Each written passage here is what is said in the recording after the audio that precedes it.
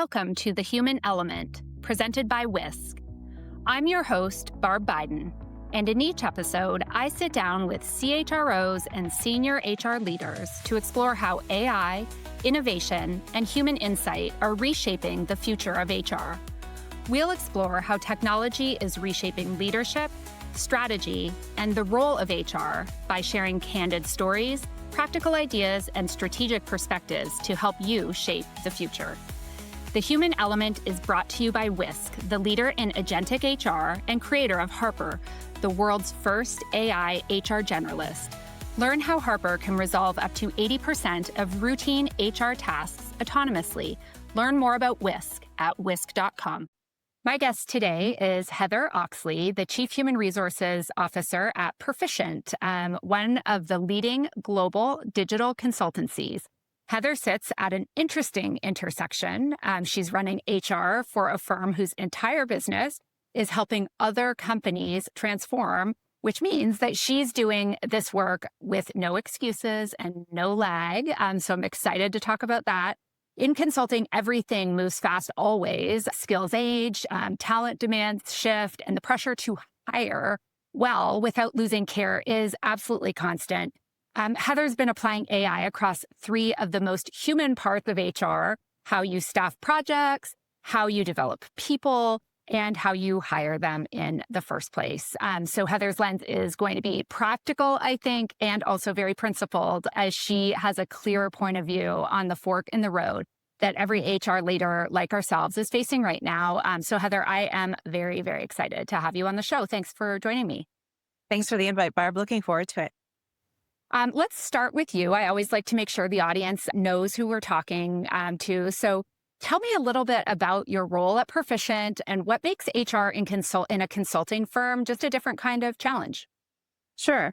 So my role at Perficient as the CHRO encompasses recruiting, all of the full talent lifecycle from onboarding through exit, as well as the learning portion of an employee experience. Of course, learning has become fundamental as we see these massive shifts around AI.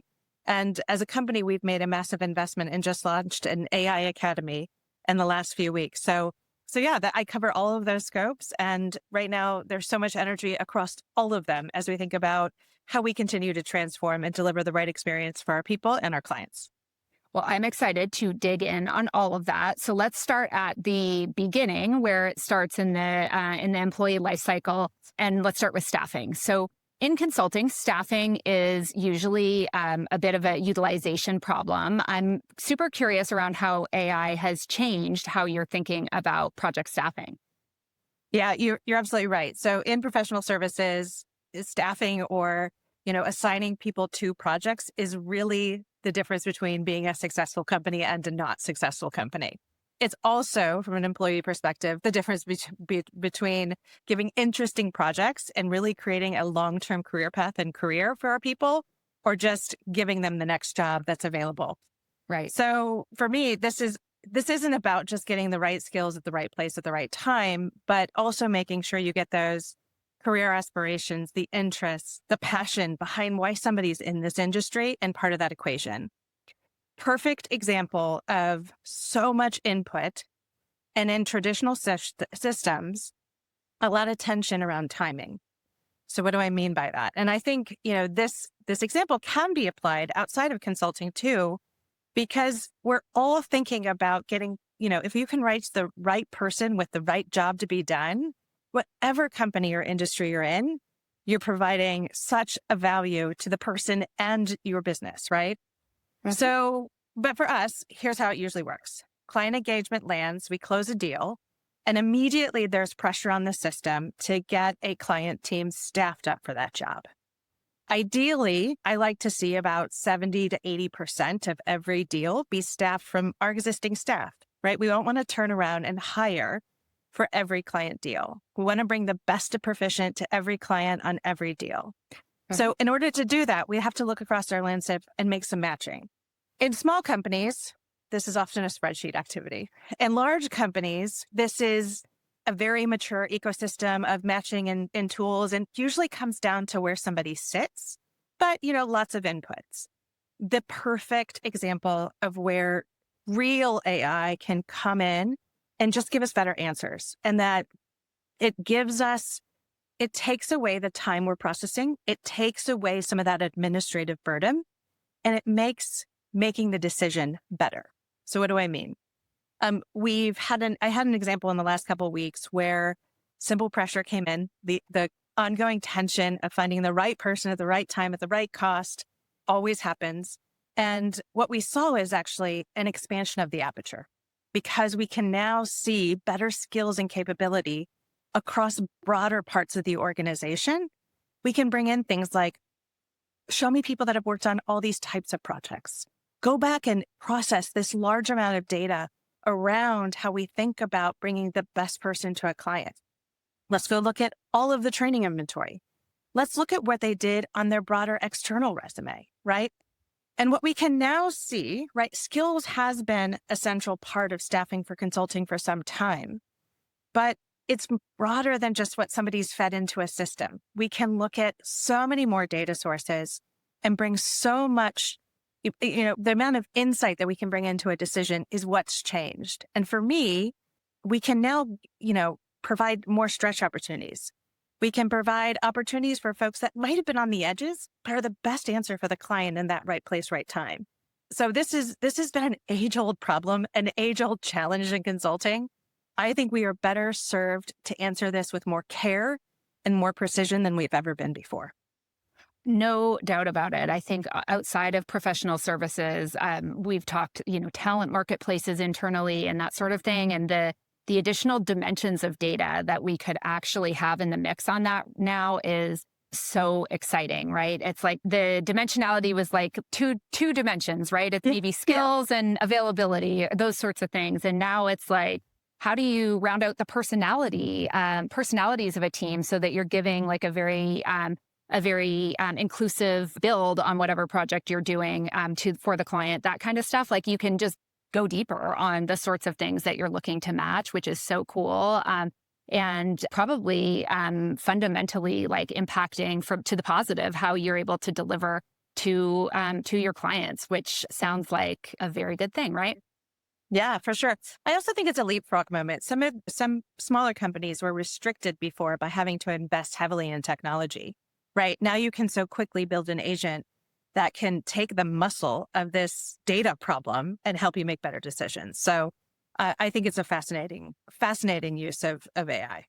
Yeah, lots of gaps all over the place that are being closed between large companies, medium-sized companies, and small companies. If you're leveraging AI, I think in the right places. So you've also reframed learning from a catalog problem to a career navigation problem.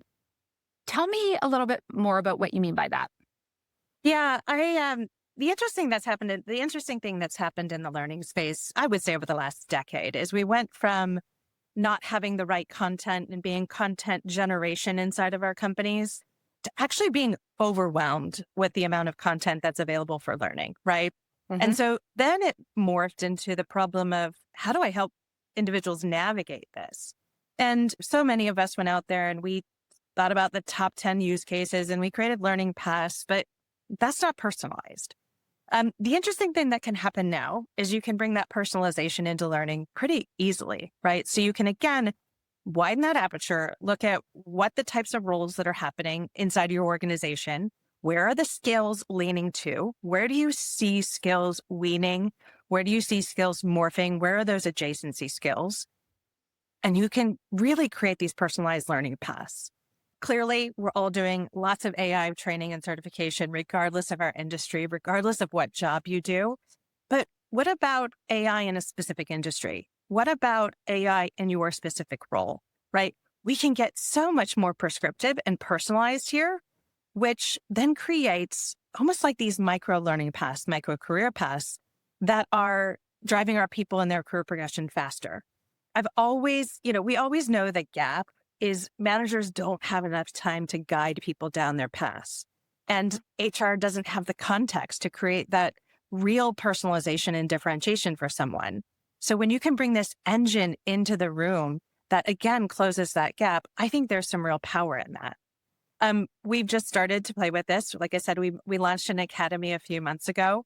everything is AI first inside of Perficient, and that's one of the areas that we're driving into first.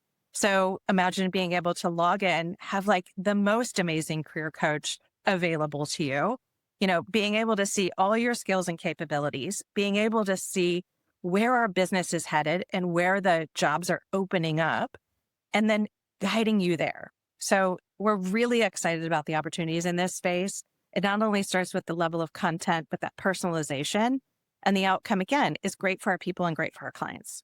Well, it sounds like it also gives team members that ability to kind of own their own career development to a certain extent, but also now the company's effort in meeting them there with the right materials to be able to own their career development can just be better, right? I feel like we've said the own your own career for a long time. And then like sometimes there's better resources than others, like as we've just been talking about. And now it should be very you-centric and very personalized to the individual. I think that this sort of thing is one of the coolest areas to be exploring in terms of development of team members. Because it's something that we have struggled with at scale, right? Because when you're teaching groups, you got to play to the group. We don't have to do that anymore. What can we unlock? I think there's a really cool story there. So I think you had shared earlier that there are some really high adoption of your some of your amended learning. Can you talk more about that and maybe how it compared to adoption rates that you had seen before you started really embedding AI here? Yeah. So when we relaunched our academy just under 2 months ago, we actually saw 90% of our people in the first 2 weeks reached out, engaged, and got. And this is not mandatory. No, I know, not mandatory, right? And so one, I think that just shows the level of interest inside of, I think, the industry overall, but how much people are just craving for this career and direction. So 90% of our people were out there engaging with our academy from the bat. We've got some scripted career paths. We've also this week launched very specific account-based career paths, so we can embed very personalized, learning paths for a specific account that makes that industry connection as well. So yeah, 90% in 2 weeks. It was remarkable. That's, I know why you had to clarify that this is not mandatory training, because for any of us who have done mandatory training, as we all have, you're usually still chasing the last 10% on the mandatory training. So to see 90% adoption, too, right? yeah, exactly, right? Like chasing them with daily, system remind, all the things, and to hit 90% on a new program that is voluntary. I think it's very exciting to think about where that can go from launch, if that's kind of what you saw coming out of this refresh program. Yeah. So very cool. So I'm going to go back to the beginning again a little bit to the recruiting side. So less about staffing projects per se, but recruiting really is the place that most teams are seeing AI move the fastest, at least in terms of the tools and stuff that are out there available to us. But it's also where the legal and ethical stakes are the highest. We've seen some snafus in this space as well, right, out in the market. How are you thinking about AI in recruiting? Yeah, you're absolutely right. I mean, New York, California, Colorado, we're all seeing evolving legislation that, when it comes to making employment decisions, we all have to stay very close to what those laws and how they evolved. And it makes sense, right? What we don't want, I don't think any of us want, is AI making a decision around whether someone should be employed or not, right? And when we think about this, it's not about being able to make decisions on the volume. It's how do we use it to leverage to augment the decision making we're having? How do we have it bring clarity to the decisions that we need to make? And nothing could be truer than in the recruiting space. In our industry, recruiters are under real pressure. It's not just, can you make this hire? Can you find this skill? We're seeing skills that are brand new in the market. I saw something the other day where a client wanted 5 years experience for a skill that has been alive for a year, right? So it's like impossible. We're always looking for that purple elephant and purple unicorn, whatever you want to make it, like it just doesn't exist. So really high expectations, always pressed on time, right? Because when we're hiring in our industry, there's often direct revenue behind it. So we want to make sure we get that right match as fast as possible. So I think about this in a couple different dimensions, and I'm trying to apply it in a very strategic and intentional way. The first is around the process. And I think this is where a lot of us will probably work first. There's so much in recruiting that is ripe for automation. If you think about capturing the notes from an intake interview of a hiring manager, if you think about converting that into a job description, if you think about then posting that and interacting with candidates in proactive sourcing, right? These are things that you could explain to a machine and the machine could take action for you. If we think about scoring and measuring, that's where we have to be really careful. And so making sure that we're working with partners and vendors who are keeping up with all that legislation, that's incredibly important. And making sure we keep those human decision points in that process. I think we've all faced a volume problem. If you post a role on LinkedIn, you're in the hundreds, if not thousands of applications of reply, right? And so really quickly too. Yeah. Overnight, right? And so that works against where I was talking about that speed and accuracy, perspective. And so making sure you're spending time not letting the machine make decisions in that, but really making sure you can augment and process that data so you're getting to a better decision with better clarity around what are the right candidates to move forward. I also love when we can use AI to make sure we've closed the loop. No one wants to be a candidate on the other side that got a no response. And for me, that's where agents provide tremendous value, is making sure that there's at least a closeout on every single candidate, right? So we use some of that machine power there to make sure we make the process a little more human. There's also other elements of this, when we think about all of the auditing, the bias, right? Making sure we can have a second view at everything that we're looking at and how we're positioning, every job description, every interaction. I find that you can even give really good coaching notes back to interviewers around looking for bias and the way that they're reviewing candidates. So making yourself as a team incrementally smarter on how you review candidates over time. So the opportunities are endless here. I think the challenge for us as those that are working in the HR space is staying up with the legislation, finding the right partners to help guide you through this space, and then continuing to stay up on the volume that is just continuously coming through the recruiting channels. Yeah. You talked about ultimately things that happen in conversations and the richness that you can get there from helping interviewers be better interviewers because you can hear the richness of the conversation if you're recording interviews.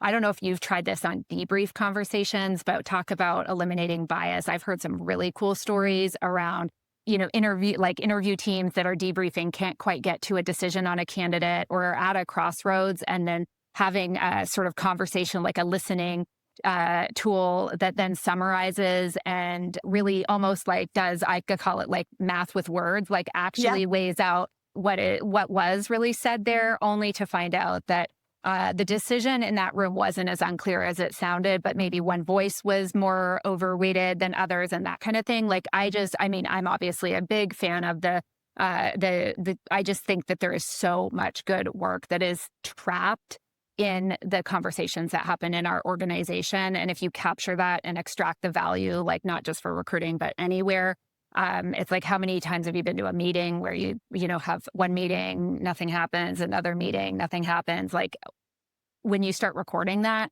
changes very fast. So I feel like like on the operational side of things and what you're talking about there is so much opportunity, but also care given to making sure that we're choosing the right tools that help us avoid bias, use data, all of that stuff. So sounds like you're doing exciting work in that space. Yeah. It just brings to mind, like, context is everything when you're working with these agents, right? Mm-hmm. And so sometimes the missing context hurts the outcome, but sometimes that missing context brings fairness more to the conversation. And you mentioned the loudest voice in the room, or an agent that's listening to a conversation and helping to get to a decision around, say, a panel interview, et cetera. They don't have the rank stacking of that panel, right? What that agent has is the facts and the fairness that were presented through the process. And so this is one space where not having that full context can actually drive a more unbiased decision than the context that's with the humans in the room. Yeah, I mean, this is what I could talk about all day. I've sent an agent back, like looking for a piece of skill that the debrief panel thought was missing, and we went back through all the interviews looking for that piece of missing. We didn't talk about this, and turns out we had talked about it. We did a lot in the interviews. So I mean, definitely a rabbit hole that I could go down. So let me move us on. You've described this idea of a fork in the road that HR leaders are facing right now. What is that fork, and which way are you and your team going? Yeah, I think the fork is, the natural press in HR is we're a cost center, right? For most of the time, I spend some time with clients, but I'm not generating revenue like our other teams are. I think the natural fork is to look at like automation and look at your shared service, try to get agents there responding to employees and overall look at cost reduction. The alternative is really focusing on where you've got these decision points for people. The decision points around who's the best candidate to hire. The decision point around how can I bring the best person to this client in this assignment. A decision point, around how do I get this person the right skills in the next 12 months and guide them on that long-term path, so that they stay with us, right? That's what 94% of people want in a company. So if we think about all those decision points, how can we augment how we as professionals are guiding people through those decision points? That's the fork. You can use it one way to reduce cost. You can also use it to bring clarity. And I think that's the pressure we all feel. The reality is we have to do both. And I think continuing to balance that, we will continue to, I think, significantly progress the value that HR can bring to organizations overall. I could not agree more. So, Heather, I think we've found several rabbit holes that we could have gone deeper down here. So I am going to bring us to the lightning round section of the show where we get a lot of like quick hits from you in a short amount of time. So share with me one AI tool that you think every HR leader in consulting should actually be using right now. I use Claude every day, and Claude projects specifically. So me too. That right there, the rabbit hole. But we're in the lightning round, so we're not going to, we won't go there today. But I'm going to have Claude episodes with like all of my former guests. We'll just come back and have a chat about that. So awesome. The second question is, what is the biggest myth about AI in hiring today? I think is that we're just trying to use it for resume parsing and putting numerical values to it. I think and that's scary for candidates. So I think that's probably the biggest myth. Okay. And what is one part of HR that you think that AI should never touch? Oh, moments that matter. I think when anybody interacts with an agent and they talk about something that is a personal or a professional moment that I see as a key critical point in their career, I don't think an agent should ever take care of that. That's when we always should put person to person and be there for our people. Could not agree more on that one. So next question is cost reduction or elevated experience. Which are most HR leaders actually choosing when they get to that fork in the road that you were describing? Oh, unfortunately, I think it's cost. I really hope we are moving away from the productivity era of AI and into the intelligence era of AI. As you said, right, we do need to do both, not one or the other. So finish this sentence for me. The HR leaders who will matter most in the AI era are the ones who do blank. Are the ones who lead their team without fear and prove to the rest of the organization that HR can be just as agentic as everything else. For sure. This is absolutely a lead from the front moment without question. So I have had fun talking to you today. I always try to wrap up with some of my takeaways, but usually our listeners take far more richness out of the conversation than I'm able to catch while I'm in it with you. But the first thing that I want to go back to, you talked about how our ability to match the right person to the job to be done, it's always been important, but our ability to do that better now has just never been better. I really imagined the idea of expanding the aperture when you said that. That we can look more broadly across the organization. It applies in consulting. I talked about how it also, it applies everywhere, that we can see so much more dimensionality when making that match, that is going to be a good thing for our companies as well as the people who are in the roles. It's a good thing for everyone. So that was the number one. Second, that there also has never, ever been a better opportunity to focus learning on the individual learner. Like, how cool is that we really can be tailoring to the individual, and how much performance and productivity uplift is that going to offer, again, not only to the organization, but also to the person. So that is a huge lever, I think, that we have at our disposal. So I relabeled the third one, but it was that nobody wants a no response, and they don't want either kind of no response when it comes to recruiting. But what you meant was like ending the black hole that everybody talks about, that candidates talk about and hate. If nothing else, right, like a transformative thing would be if all somebody did was use AI to prevent your candidates from entering the black hole and close the loop, because nobody wants a non-response from their recruiter when they've applied to a job at your company. So I love that. The last, because I had a bonus one here, was the fork in the road, right? The fork being reduced costs or create an elevated experience. And I loved the reminder that you offered that we started on the reduced cost side, probably like the efficiency side. We're moving more towards the elevated experience, but the fact is we have to do both. So let's hold ourselves as HR leaders to that standard of doing both. There was lots more in there. That's what I got while I was talking. So thank you for sharing such great insights with us. I always leave guests with the last word here. So what do you want, Heather, the HR leader who just listened to us chat, to think about on the rest of their drive home? Yeah, I would just to think back on the conversation. We've given you 3 examples of where I'm seeking more clarity across the business that I run. But that's where I'd hone in, like your personal investment in what you do next with AI is where are you making decisions, or where are you deciding something for individuals in your organization where you could have better clarity. And if you think about that, that shifts the conversation from using AI from cost savings into really generating more care for the employee. And so where are you missing clarity, and focus there. Such good advice for how to navigate that fork that you were talking about. This has been such a fun chat. So great to meet you. And thank you for coming on the show. Thanks for having me. Thank you for joining us on The Human Element, presented by Whisk. If you enjoyed this conversation, be sure to follow The Human Element wherever you get your podcasts. I'm Barb Biden. Thanks for listening, and we'll see you next time.